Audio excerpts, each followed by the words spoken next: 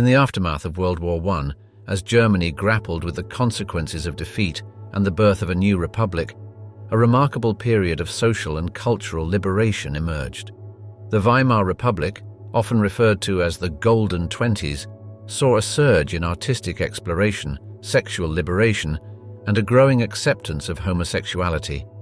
As the famous British author Christopher Isherwood, who lived in Berlin during this time, wrote in his memoir Christopher and His Kind, 1976. Berlin was one of the most exciting cities in the world. It was like a great machine running at top speed, and it didn't matter if you were straight or queer, German or foreign, political or unpolitical. Berlin, the vibrant capital of Weimar Germany, became the epicenter of this newfound freedom. The city's thriving nightlife and bohemian culture attracted individuals from all walks of life, including a significant number of homosexual men and women. Gay bars, clubs and cabarets proliferated, providing safe spaces for self-expression and socializing. The El Dorado, located on Lutherstrasse, was one of the most famous gay bars of the time, known for its drag performances and diverse clientele that included artists, intellectuals, and even curious tourists. Other notable establishments, such as the Mikado, the Dorian Gray, and the Café Domino, contributed to Berlin's reputation as a haven for homosexual life. This open atmosphere extended beyond the confines of nightlife. The relative tolerance of the Weimar era allowed for the emergence of a vibrant gay subculture. Gay magazines and publications such as Die Freundschaft, the Friendship, founded in 1919, and Der Eigene, the Unique, first published in 1896, circulated widely, providing a platform for homosexual voices and perspectives. These publications featured articles, stories, and artwork that celebrated same-sex love and challenged societal norms. The renowned artist Klaus Mann, son of the famous writer Thomas Mann, was a frequent contributor to these magazines and openly discussed his homosexuality. Literature played a significant role in shaping the discourse surrounding homosexuality in Weimar Germany. Authors such as Christopher Isherwood, whose novel Goodbye to Berlin, 1939, vividly captured the city's gay subculture, brought the experiences of LGBT individuals to a wider audience. Other notable works include Klaus Mann's Der fromme Tanz, 1925, and Erika Mann's Stoffel fliegt übers Meer, 1932, both of which explored themes of same-sex desire and gender nonconformity. The acclaimed poet Stefan George, known for his homoerotic verse, also gained prominence during this period. His poem Algebal, 1892, was a thinly veiled celebration of same-sex love, with lines such as, "My love is a secret between me and him." The arts also provided a platform for LGBT expression. Painters like Otto Dix and Christian Schad depicted androgynous figures and same-sex couples in their works, challenging traditional gender norms. Dix's painting, Portrait of the Journalist Sylvia von Harden, 1926, features a masculine-presenting woman, subverting conventional notions of femininity. In the realm of theatre, the El Dorado's drag performances and the risque revues at the Wintergarten showcased a celebration of gender fluidity and sexual diversity. The famous cabaret artist Marlene Dietrich, known for her androgynous style and bisexual appeal, epitomized the era's blurring of gender boundaries. As she famously stated, "I am at heart a gentleman." However, it is important to note that this period of liberation was not without its limitations. Paragraph 175, a law criminalizing homosexual acts between men, remained in effect throughout the Weimar years. Although the law was not always strictly enforced, it still posed a constant threat to homosexual individuals. Police raids on gay establishments were not uncommon, and the fear of exposure and persecution loomed large. In 1929, the acclaimed writer Kurt Tucholsky aptly captured the precarious nature of this freedom, writing, "In Berlin, you are free to do whatever you want, but you have to be prepared to face the consequences." Despite these challenges, the Weimar era represented a significant shift in attitudes towards homosexuality. The visibility and relative acceptance of gay culture during this time were unprecedented in German history. It was a period marked by a spirit of experimentation, where traditional boundaries were challenged and new ideas about sexuality and gender were explored. The androgynous style of actresses like Marlene Dietrich and the gender-bending performances of cabaret artists like Claire Waldorf exemplified this willingness to push boundaries. The words of Christopher Isherwood, reflecting on his time in Berlin, ring true. "I was having a lovely time. I said to myself, I have a feeling that this can't last. There was something in the Berlin air which gave me that sensation." Paragraph 175. The haunting legacy of Germany's anti-homosexuality law. In the annals of German history, few laws have cast a darker shadow than paragraph 175. This notorious piece of legislation, which criminalized homosexual acts between men, stood as a grim testament to the oppression and persecution faced by the LGBT community. First enacted in 1871 during the early years of the German Empire, paragraph 175 would undergo various revisions and interpretations over the course of its long and troubling history. As the German writer and activist Kurt Hiller observed, "The history of paragraph 175 is the history of a great injustice." The origins of paragraph 175 can be traced back to the influence of the Prussian legal code, which sought to regulate sexual behavior and uphold traditional moral standards. The law, as it was initially written, stated that unnatural sexual acts between men were punishable by imprisonment. The vague wording of the legislation left room for broad interpretation and selective enforcement, setting the stage for decades of discrimination and abuse. In 1897, the German psychiatrist Richard von Krafft-Ebing, in his influential book Psychopathia Sexualis, argued that homosexuality was a mental illness, further entrenching the notion that same-sex desire was a deviant and criminal behavior. In the early 20th century, as Germany entered the tumultuous era of the Weimar Republic, calls for reform began to emerge. Progressive thinkers and activists such as Magnus Hirschfeld, founder of the Institute for Sexual Science in Berlin, argued that homosexuality was a natural variation of human sexuality and should not be criminalized. Hirschfeld, himself a gay man, tirelessly advocated for the repeal of paragraph 175, collecting signatures and petitioning the government for change. Despite these efforts, the law remained in place, and its enforcement varied depending on the prevailing political and social climate. During the relatively liberal years of the Weimar Republic, there were periods of reduced prosecution and greater tolerance for homosexual life, particularly in urban centers like Berlin. However, this brief respite was shattered with the rise of the Nazi regime in 1933. As the German-American author Klaus Mann, himself a gay man, wrote in his 1934 essay, The Turning Point, "The future of homosexuals in Germany looks bleak. The Nazis have declared war on everything that is not in line with their ideology of racial purity." Under Nazi rule, paragraph 175 took on a terrifying new dimension. The fascist government, obsessed with notions of racial purity and moral degeneracy, viewed homosexuality as a threat to the Aryan ideal.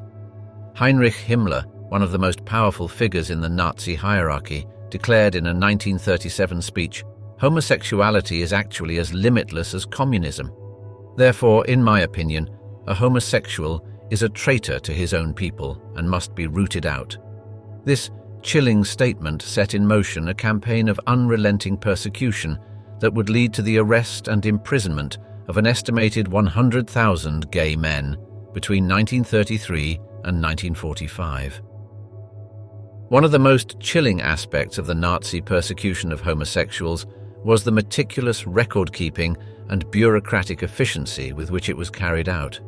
The regime maintained extensive lists of suspected homosexuals, compiled through police raids, forced confessions, and denunciations from neighbors and acquaintances. These lists, which contained the names of an estimated 100,000 individuals, served as a blueprint for systematic oppression and violence.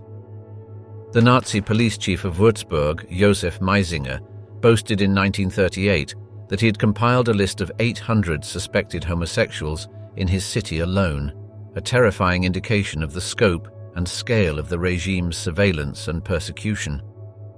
As the German historian Günter Grau noted, the persecution of homosexuals under the Nazi regime was one of the most shameful chapters in German history, and yet it was one of the least acknowledged. The twisted fate of Ernst Röhm, a night of betrayal and bloodshed. In the early hours of June 30th, 1934, a series of violent events unfolded across Germany, forever etched in history as the Night of the Long Knives. At the center of this brutal purge stood Ernst Röhm, a high-ranking Nazi official whose rise to power and subsequent fall from grace were as dramatic as they were tragic. Röhm, known for his open homosexuality and his leadership of the paramilitary Sturmabteilung, SA, found himself caught in a web of political intrigue and personal betrayal that would ultimately lead to his demise. As the German journalist and historian Joachim Fest would later write, the Night of the Long Knives was a turning point in the history of the Third Reich. It marked the end of the SA's power and the beginning of Hitler's absolute dictatorship. Born on November 28, 1887 in Munich, Ernst Röhm's early life was marked by a fascination with military culture and a deep sense of German nationalism. He served in World War I, where he suffered a severe facial injury that left him with a distinctive scar. After the war, Röhm became involved in right-wing politics, joining the National Socialist German Workers' Party in 1919. It was during this time that he formed a close relationship with Adolf Hitler, who recognized Röhm's organizational skills and his ability to command the loyalty of the SA, also known as the Brown Shirts. In a letter to Röhm in 1930, Hitler wrote, "You are a leader by nature, born to command. I need you by my side." As the SA grew in size and influence, Röhm's power within the Nazi Party increased. He was appointed as the SA's chief of staff in 1931, overseeing the organization's rapid expansion and its role in street violence and intimidation. Röhm's homosexuality was an open secret within the party, and while Hitler initially tolerated it, the issue would later become a point of contention. Röhm himself was unapologetic about his sexuality, once declaring, "I am a homosexual. I have never hidden this and never been ashamed of it." His openness about his sexual orientation was remarkable, given the deeply conservative and homophobic attitudes prevalent in Germany at the time. However, Röhm's ambitions and his control over the SA soon began to worry Hitler and other high-ranking Nazi officials. The SA, which had grown to over 4 million members by 1934, was seen as a potential threat to the German military and to Hitler's own power. Röhm advocated for the SA to be incorporated into the regular army, a move that would have greatly increased his influence and potentially challenged Hitler's authority. As tensions mounted, Hitler grew increasingly suspicious of Röhm's loyalty and the SA's intentions. In a meeting with Röhm in February 1934, Hitler reportedly warned him, "The SA is not the army. The army is the state's only armed force. There can be no other." The stage was set for a dramatic confrontation, and the Night of the Long Knives provided the perfect opportunity. On June 29, 1934, Hitler ordered the SS and the Gestapo to carry out a purge of the SA leadership, accusing them of plotting a coup. Röhm, who was vacationing in the Bavarian resort town of Bad Wiessee, was among the primary targets. In the early hours of June 30th, Hitler personally arrived at Röhm's hotel room at the Hanselbauer Hotel and had him arrested. According to eyewitness accounts, Hitler confronted Röhm and shouted, "You are under arrest, you pig!" Over the next few days, a wave of violence swept across Germany as the SS and Gestapo hunted down and executed Röhm's associates and other perceived enemies of the regime. The exact number of those killed during the Night of the Long Knives remains uncertain, with estimates ranging from 85 to over 1,000. Among the most prominent victims was Gregor Strasser, a former Nazi Party official who had fallen out of favor with Hitler. Strasser was shot in the back of the neck in a Berlin prison cell on June 30th. Other notable figures who were killed included Kurt von Schleicher, the last Chancellor of Germany before Hitler, and Gustav von Kahr, who had played a key role in suppressing the Beer Hall Putsch in 1923. Röhm himself was held in a Munich prison, where he refused to end his own life, despite being offered the opportunity to do so. On July 1st, 1934, he was executed by firing squad on Hitler's orders. His last words were reported to be, "Mein Führer, mein Führer," a final, futile appeal to the man who had once been his closest ally and confidant. The fact that Hitler had personally ordered Röhm's execution, despite their long-standing friendship, shocked many observers and revealed the depths of his ruthlessness and desire for absolute control. The Night of the Long Knives marked a turning point in the history of the Third Reich. It consolidated Hitler's power, eliminated potential rivals, and sent a chilling message to anyone who dared to challenge his authority. For Ernst Röhm, it was a tragic end to a life that had been defined by his loyalty to the Nazi cause and his unwavering belief in his own destiny. As the American journalist William L. Shirer would later write in his classic book, The Rise and Fall of the Third Reich, the blood purge of June 30th, 1934, was a turning point in the history of the Third Reich. It established Hitler as the supreme judge of the German people, as he put it in his Reichstag speech of July 13th. In the aftermath of the purge, Hitler justified the killings as a necessary measure to prevent a supposed second revolution by the SA. He declared before the Reichstag on July 13, 1934, "If anyone reproaches me and asks why I did not resort to the regular courts of justice, then all I can say is this: in this hour, I was responsible for the fate of the German people, and thereby I became the supreme judge of the German people." This chilling statement revealed the depths of Hitler's megalomania and his willingness to use violence to maintain his grip on power. It also marked a significant shift in the nature of the Nazi regime, from a revolutionary movement to a totalitarian dictatorship. Magnus Hirschfeld, the pioneering sexologist, and his tragic fate at the hands of the Nazis. In the early 20th century, as the winds of change swept through Germany, a visionary scientist and activist emerged as a beacon of hope for the LGBT community. Magnus Hirschfeld, born on May 14, 1868, in Kolberg, Prussia, now Kolobrzeg, Poland, would become a trailblazer in the field of sexology and a tireless advocate for the rights of homosexuals and transgender individuals. His groundbreaking work and unwavering commitment to equality would make him a target of the Nazi regime, ultimately leading to the destruction of his life's work and his exile from the country he called home. As the writer and activist Christopher Isherwood once said of Hirschfeld, "He was a man of great courage and integrity who risked everything to fight for what he believed in." Hirschfeld's journey began in the late 19th century when he studied medicine at the universities of Breslau, Strasbourg, Munich, and Berlin. It was during his time as a medical student that he first became aware of the plight of homosexuals in German society. Hirschfeld himself was a gay man, and he witnessed firsthand the discrimination and persecution faced by those who did not conform to the heteronormative expectations of the time. In 1897, he founded the Scientific Humanitarian Committee, the world's first organization dedicated to the defense of homosexual rights, with the aim of repealing paragraph 175, the law that criminalized homosexuality in Germany. The committee's slogan, "Justice through Science," encapsulated Hirschfeld's belief that scientific research could be used to challenge societal prejudices and promote social change.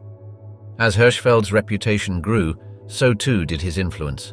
In 1919, he opened the Institute for Sexual Science in Berlin, a revolutionary center for research and advocacy on LGBT issues. The institute housed a vast library of books and publications on sexuality, as well as a museum showcasing various artifacts and exhibits related to sexual diversity. It quickly became a hub for the city's vibrant LGBT community, attracting visitors from all over the world, who sought a safe space to express themselves and seek support.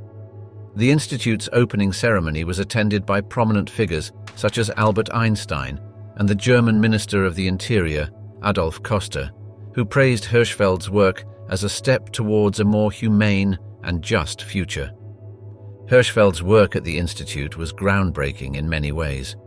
He conducted extensive research on homosexuality, transgender identity, and intersexuality, challenging the prevailing notion that these were mental illnesses or moral failings.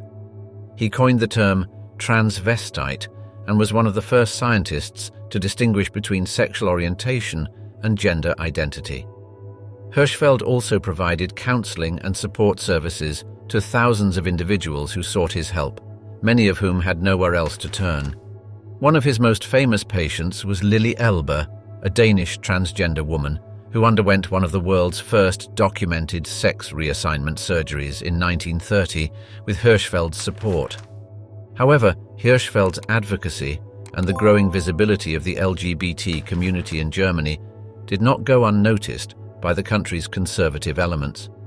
As the Nazi Party rose to power in the 1930s, Hirschfeld and his institute became prime targets for their propaganda machine. The Nazis viewed homosexuality as a threat to their vision of a pure Aryan race, and they used Hirschfeld's work as evidence of the supposed degeneracy and moral decay of the Weimar Republic. In 1920, Hirschfeld was physically assaulted by right-wing extremists during a lecture in Munich, an incident that left him with permanent injuries and foreshadowed the violence to come. On May 6, 1933, just months after Hitler's appointment as Chancellor, the Institute for Sexual Science was raided by a group of Nazi stormtroopers. The attackers ransacked the building, destroying books, research papers, and exhibits. They also beat up several staff members and visitors, including Hirschfeld's partner, Karl Giese. The Institute's library, which contained over 12,000 books and 35,000 photographs, was confiscated and publicly burned in the streets of Berlin 4 days later, along with the works of other un-German authors such as Karl Marx and Sigmund Freud. The destruction of the Institute was a devastating blow to Hirschfeld and the LGBT community, as it erased decades of pioneering research and advocacy work. At the time of the raid, Hirschfeld was on a world tour, lecturing in the United States and Asia. He learned of the destruction of his institute while in Paris and made the difficult decision not to return to Germany. He spent the remaining years of his life in exile, first in Switzerland and then in France, where he died on his 67th birthday in 1935. His death was mourned by the global LGBT community, who saw him as a hero and a martyr for their cause. The writer Thomas Mann, who had known Hirschfeld personally, wrote in his diary, "The news of Hirschfeld's death fills me with deep sadness. He was a brave and noble man, a true pioneer in the fight for human rights and human dignity." The brutal persecution of homosexuals in Nazi Germany. As the Nazi regime tightened its grip on Germany in the 1930s, a dark cloud of oppression and terror descended upon the country's homosexual community.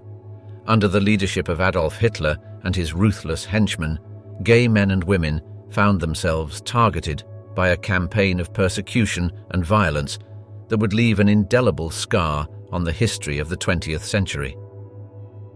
The persecution of homosexuals in Nazi Germany was rooted in the regime's obsession with creating a pure Aryan race, free from what they viewed as the corrupting influence of degeneracy and moral decay. One of the most notorious cases of persecution under paragraph 175 was that of Karl Gorath, a German actor and singer who was arrested in 1936. Gorath was subjected to brutal interrogation by the Gestapo, during which he was forced to name other homosexual men in his social circle. He was eventually sentenced to 3 years in prison, where he endured horrific abuse and torture at the hands of his captors.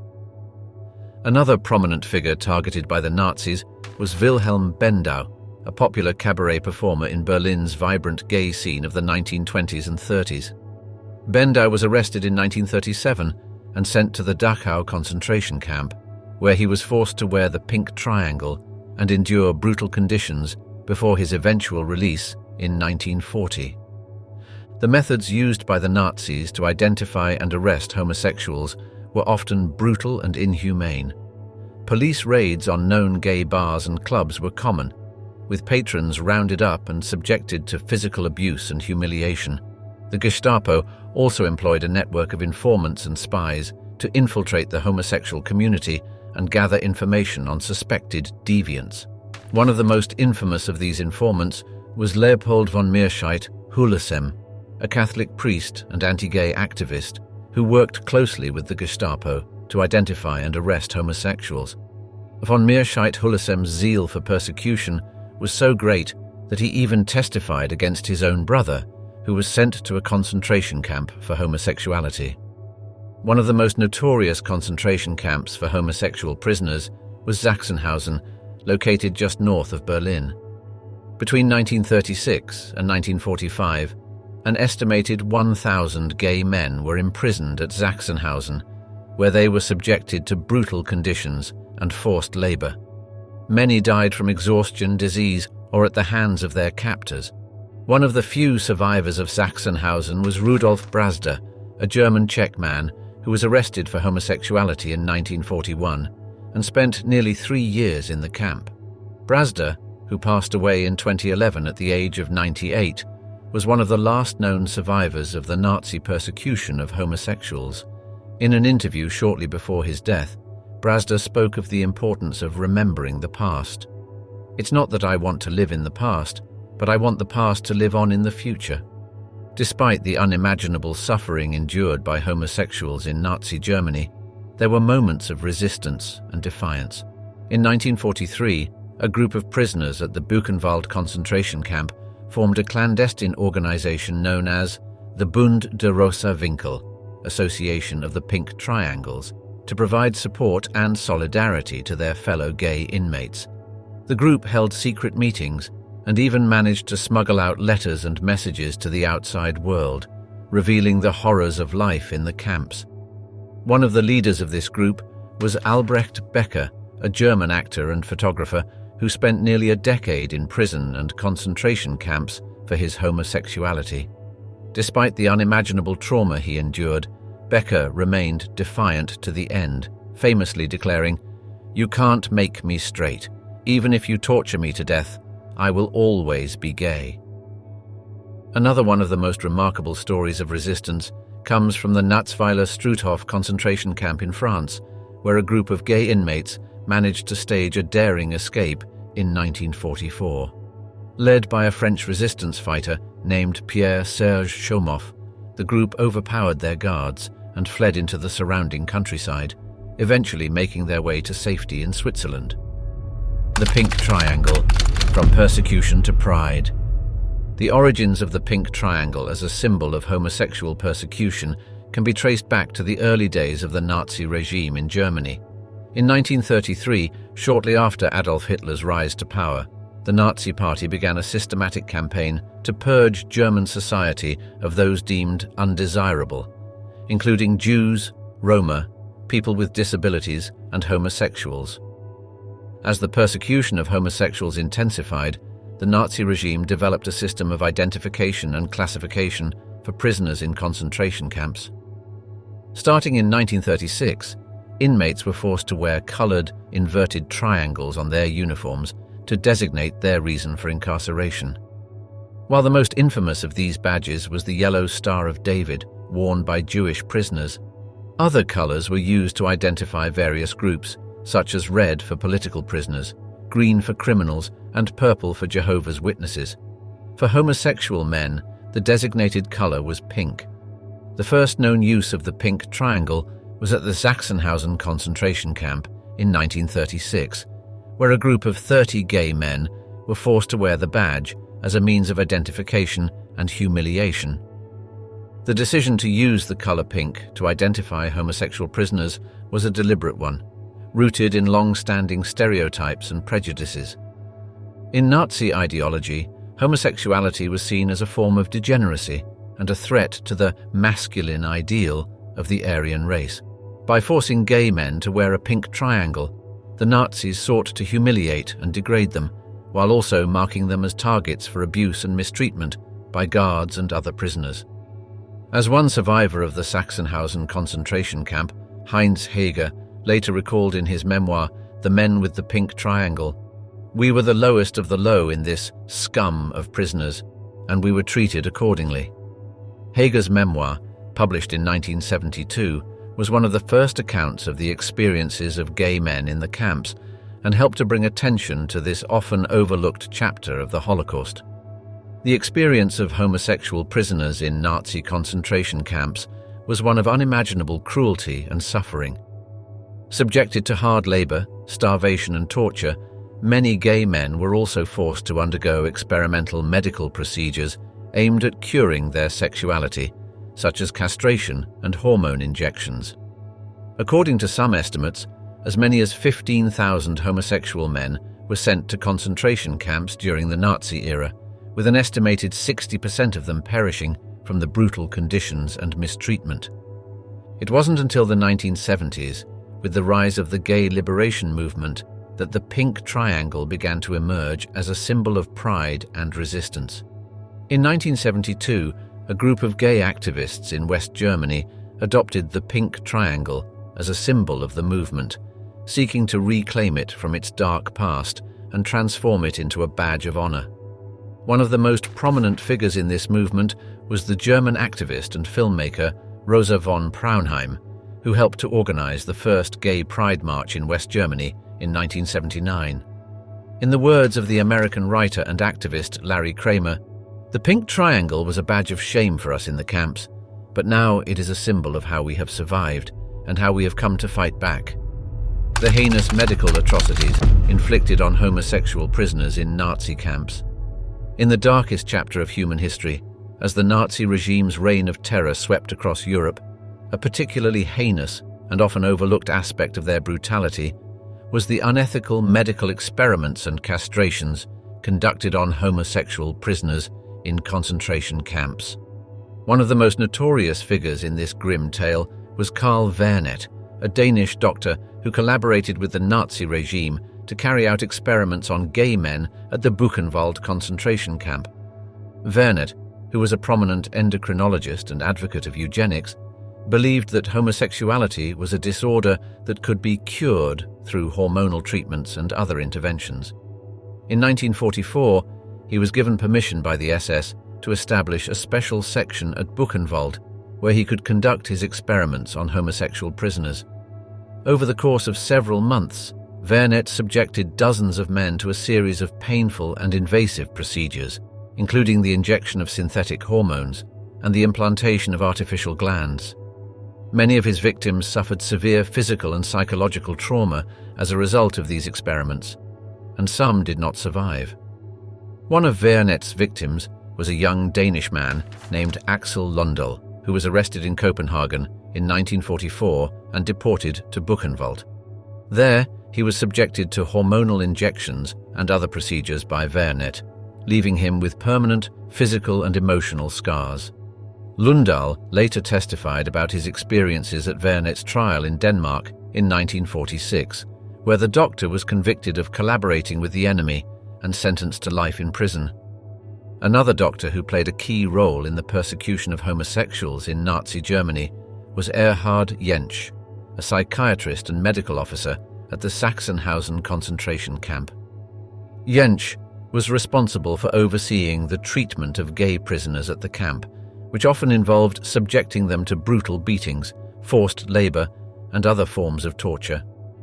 He also conducted a series of experiments on homosexual inmates, including the administration of electric shocks and the injection of chemicals into their brains in an attempt to cure them of their sexuality. These experiments, which were conducted without any regard for the safety or well-being of the subjects, left many men with permanent physical and psychological scars. One of Jentsch's victims was a gay Jewish man named Heinz Heger, who was arrested in Vienna in 1939 and sent to Sachsenhausen. There, he was subjected to brutal beatings and forced labor, as well as Jentsch's experiments. Heger later wrote about his experiences in his memoir, The Men with the Pink Triangle, which was one of the first published accounts of the persecution of homosexuals in Nazi concentration camps. Perhaps the most infamous of the Nazi doctors who conducted experiments on homosexual prisoners was Karl Klauberg, a gynecologist who worked at the Auschwitz concentration camp. Klauberg is best known for his experiments on Jewish women, whom he subjected to forced sterilization and other horrific procedures in an attempt to develop a method for mass sterilization. However, he also conducted experiments on gay men at the camp, including the injection of hormones and the removal of their testicles. These experiments, which were often carried out without anesthesia, caused excruciating pain and suffering for the victims. One of Klauberg's victims was a Polish man named Władysław Maxka, who was arrested in 1943 and sent to Auschwitz. There, he was subjected to castration and other experiments by Klauberg, leaving him with permanent physical and psychological damage. Maxka later testified about his experiences at Klauberg's trial in Germany in 1948, where the doctor was sentenced to 25 years in prison for his crimes.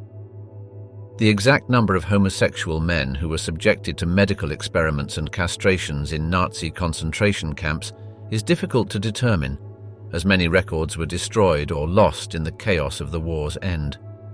However, historians estimate that at least several hundred gay men were victimized by these procedures, with some putting the number as high as 2,000. Many of these men did not survive the experiments, either dying on the operating table or succumbing to infections and other complications in the days and weeks that followed. Those who did survive often faced a lifetime of physical and emotional trauma, as well as social stigma and discrimination in the years after the war. One such survivor was Friedrich Paul von Grossheim, a German aristocrat who was arrested in 1937 for homosexuality and sent to the Sachsenhausen concentration camp. There, he was subjected to brutal beatings and forced labor, as well as medical experiments by SS doctors. Von Grossheim later spoke about his experiences in the documentary film Paragraph 175, which explored the persecution of homosexuals in Nazi Germany. "We were treated like animals," he said, "worse than animals. We were nothing." One of the few survivors of these medical atrocities was Pierre Seal, a French gay man who was arrested by the Gestapo in 1941 and sent to the Schirmeck-Vorbrück concentration camp in Alsace. There, he was subjected to brutal beatings, forced labor, and sexual abuse at the hands of the guards and other prisoners. He also witnessed the execution of his lover, Joe, who was torn apart by dogs in front of him as punishment for their relationship. Seal managed to survive the war and went on to become a prominent gay rights activist in France, speaking out about his experiences and advocating for the recognition of the persecution of homosexuals under the Nazi regime. In his memoir, I, Pierre Seal, Deported Homosexual, he wrote, "I am a survivor, but I will never be a hero. I am a witness, and I will never stop speaking out about what I saw and experienced." Seal's story was also featured in the documentary film Paragraph 175, where he spoke about the importance of remembering the victims of the Nazi persecution of homosexuals. "We must never forget what happened to us," he said. "We must never let it happen again." The unending nightmare, the post-war stigmatization of homosexual Holocaust survivors. As the guns fell silent and the concentration camps were liberated at the end of World War II, the world slowly began to grapple with the unimaginable horror and devastation wrought by the Nazi regime. As the gay Holocaust survivor Pierre Seal poignantly observed, liberation was only for others. Despite the unimaginable trauma and suffering endured by homosexual prisoners in the camps, their experiences were largely erased and forgotten in the aftermath of the war. While other groups of Holocaust survivors, such as Jews and political prisoners, were recognized and compensated for their persecution, gay survivors were excluded and marginalized. In a cruel twist of fate, Paragraph 175 remained in effect in West Germany until 1969, meaning that many gay men who had survived the camps found themselves once again criminalized and stigmatized under the very same law that had been used to persecute them during the Nazi era. One such survivor was Heinz Dahmer, who was imprisoned at the Sachsenhausen concentration camp from 1943 to 1945. After the war, Dahmer was arrested and convicted under paragraph 175 in the 1950s, serving a 2-year prison sentence for his crime of homosexuality. The post-war stigmatization of homosexual Holocaust survivors was not limited to Germany alone. In many other countries, including the United States and Great Britain, gay men who had been persecuted by the Nazis found themselves excluded from official commemorations and denied compensation for their suffering. In 1952, the German government passed the compensation laws, Bundesentschädigungsgesetz, which provided financial reparations to victims of Nazi persecution. However, the law explicitly excluded those who had been persecuted under paragraph 175 on the grounds that their imprisonment was justified under the still existing criminal code. This exclusion was upheld by the German courts in a series of rulings in the 1950s and 1960s, which found that the Nazi persecution of homosexuals was not typical of National Socialist injustice and therefore did not warrant compensation. The exclusion of homosexual survivors from post-war compensation and recognition was not only a matter of legal discrimination, but also a reflection of the deep-seated social and cultural stigma surrounding homosexuality at the time. In the 1950s and 1960s, homosexuality was still widely considered a mental illness, a moral failing, and a criminal offense in many parts of the world. Gay men who had survived the horrors of the concentration camps often found themselves ostracized and rejected by their families, communities, and society at large. Many were forced to hide their identities and experiences, living in fear of exposure and further persecution. As the gay Holocaust survivor Gad Beck recalled in his memoir, An Underground Life, Memoirs of a Gay Jew in Nazi Berlin, after the war, we hoped we would be respected as survivors, but society had no place for us. We had to be very careful not to mention we were gay, or we could end up in prison again. One of the few homosexual survivors who dared to speak out about his experiences in the early post-war years was Karl Gorath, a German man who had been imprisoned at the Neuengamme concentration camp. In 1963, Gorath attempted to apply for compensation under the German restitution laws, which had been established to provide reparations to victims of Nazi persecution. However, his application was denied on the grounds that his imprisonment was justified under paragraph 175. Gorath's case, which was widely publicized in the German media at the time, helped to spark a broader public conversation about the ongoing discrimination and stigmatization faced by homosexual survivors of the Holocaust. In a 1963 interview with the German magazine Der Spiegel, Gorath spoke out about the injustice of his exclusion from compensation. "What did I do that was so awful? I loved another man. That was my crime." It wasn't until the 1970s and 1980s that the experiences of homosexual victims of the Holocaust began to be more widely acknowledged and documented, thanks in large part to the efforts of activists and researchers who sought to uncover this hidden history. In 1972, the German scholar Rüdiger Lautmann published a groundbreaking study on the persecution of homosexuals in Nazi Germany, which helped to bring attention to this long-ignored chapter of the Holocaust. In 1977, the American playwright Martin Sherman premiered his play Bent, which told the story of a gay man imprisoned in a concentration camp and forced to wear the pink triangle. The play, which was later adapted into a film starring Clive Owen and Ian McKellen, helped to bring the experiences of homosexual Holocaust victims to a wider audience. As Sherman himself noted in a 1998 interview with the New York Times, the pink triangle was the badge of shame, but it's become a badge of honor for the gay community. It's a symbol of our history, our oppression, and our ultimate survival. Many survivors, traumatized by their experiences and fearful of further persecution, chose to remain silent about their identities and their histories for decades. As a result, the stories of countless gay men who suffered and died under the Nazi regime have been lost to history, their voices silenced, and their experiences forgotten. As the gay Holocaust survivor Rudolf Brasda, who passed away in 2011 at the age of 98, lamented in a 2008 interview with the New York Times, "I've never found peace. After all these years, I still don't feel free." Honoring the homosexual victims of the Nazi regime. In the heart of Berlin, nestled among the trees of the Tiergarten Park, stands a monument unlike any other.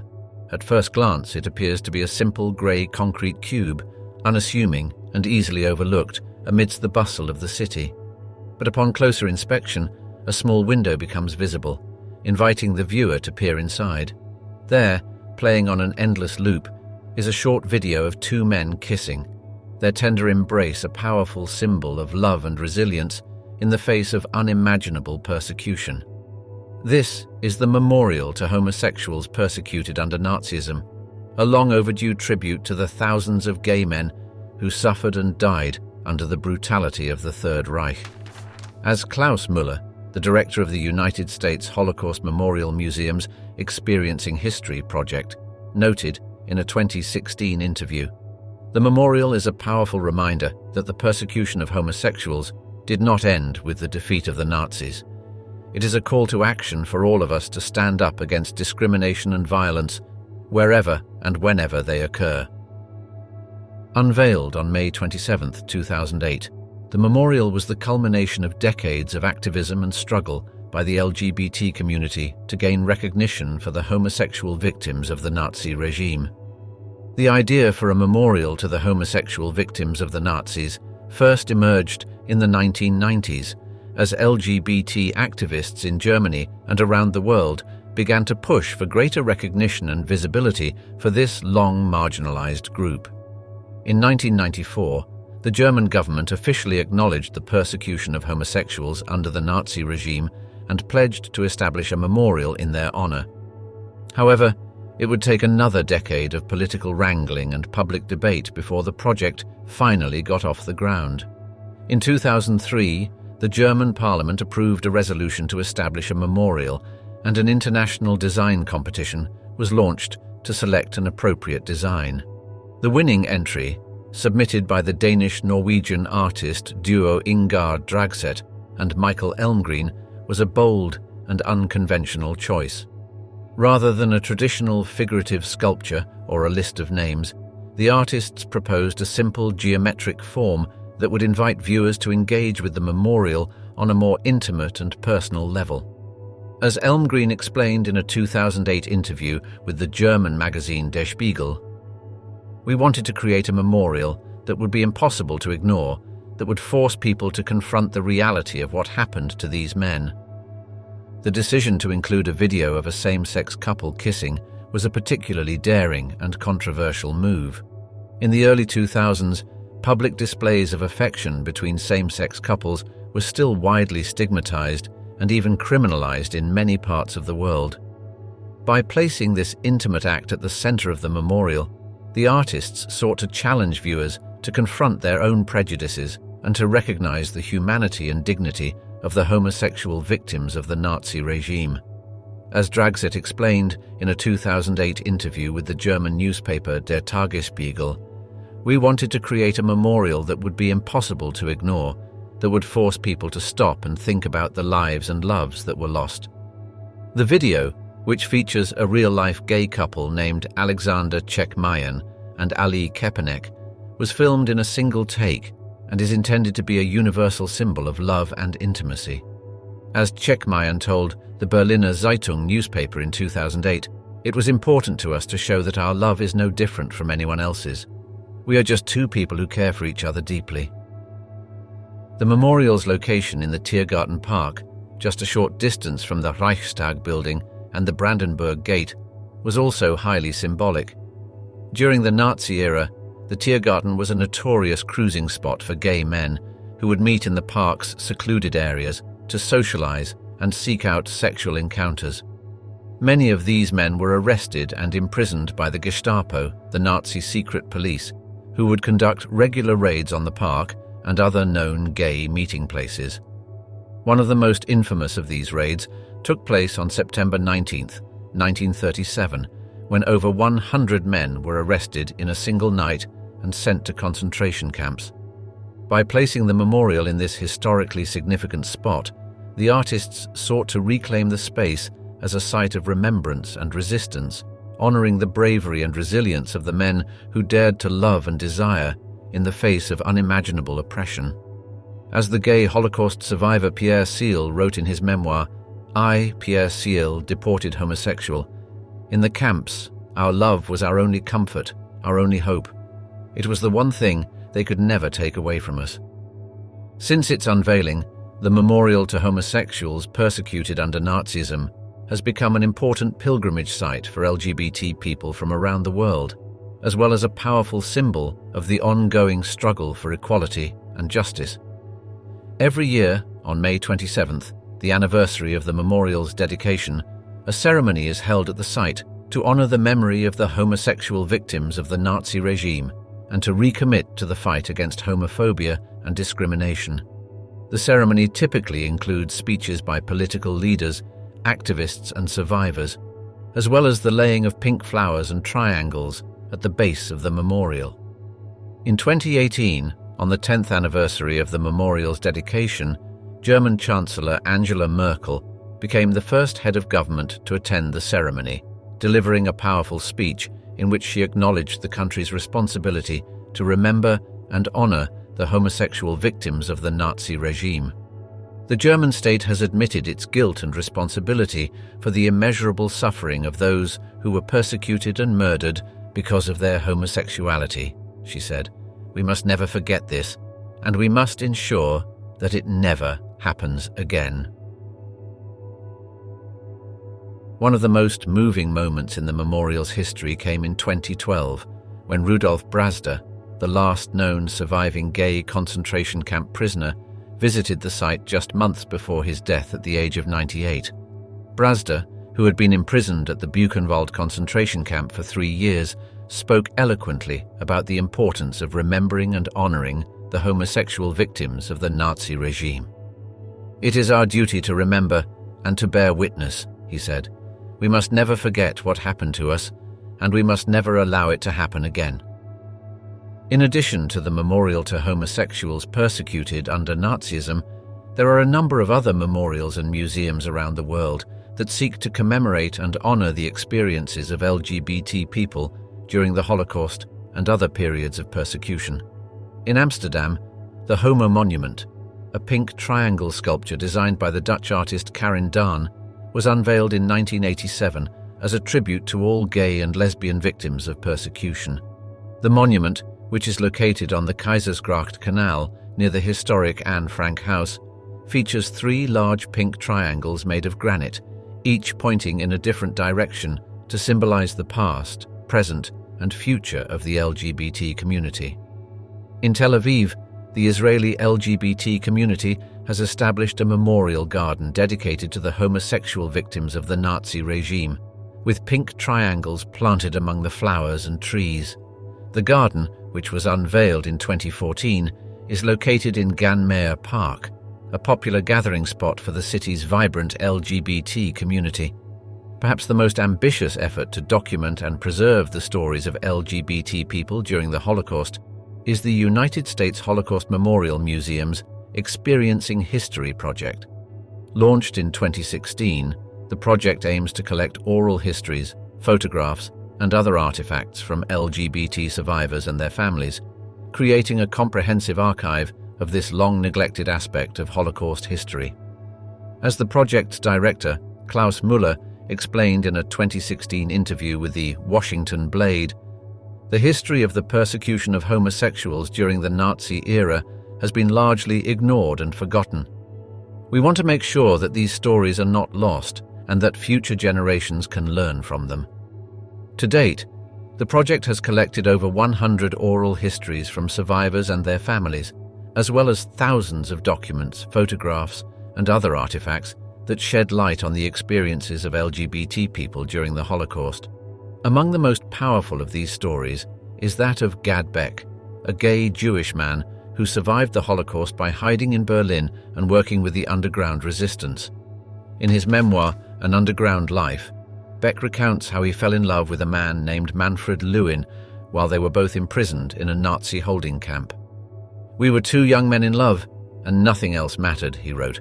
"Not even the fact that we were in a concentration camp and could be killed at any moment." As we close this chapter of history, let us reflect on the harrowing struggles faced by homosexuals under Nazi Germany from 1933 to 1945. Men and women were forced to hide their true selves, persecuted relentlessly under the iron grip of a regime that saw them as less than human. Ralph Waldo Emerson once wrote, "The history of persecution is a history of endeavors to cheat nature, to make water run uphill, to twist a rope of sand." This quote reflects the unnatural and futile nature of oppression, a stark reminder as we remember those who suffered under such brutal policies. Thank you for joining us on this journey through a painful but pivotal chapter of history. May their stories inspire not just memory, but action against injustice. Until next time, take care.